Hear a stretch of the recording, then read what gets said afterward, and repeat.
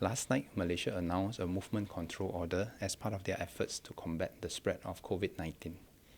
Not all details are available yet, but we are in contact with the Malaysian authorities as they work out their operation details today. Now, some Singaporeans are concerned with the supplies of food and essential items. Many companies with Malaysian workers are concerned with the continuity of their operations. Let me first say that a disruption of supplies from Malaysia is one of the contingency scenarios that we have planned for over the many years.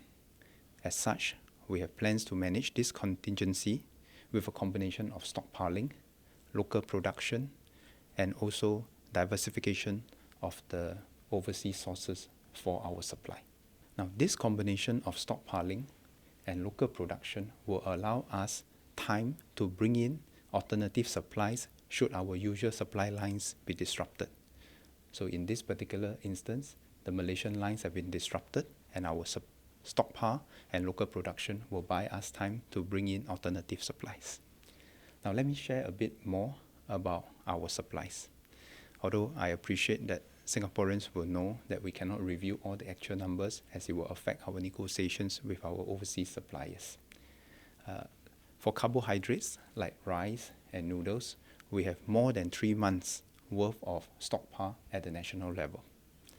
For noodles, we also have domestic production capabilities which we can ramp up as necessary. For proteins like meat and vegetables, we have a combination of fresh, frozen, and canned options to meet our demands. For both proteins and vegetables, we have more than 2 months worth of stockpile for normal consumption. For eggs, we have local production and we have activated other air freight options to bring in substitute supplies should the Malaysian supplies be disrupted.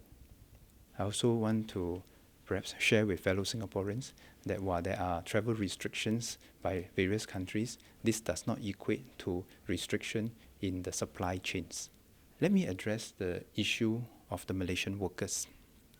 Since last night, many employers are inquiring if they can provide temporary accommodation in Singapore for their Malaysian workers who may wish to stay here during this period.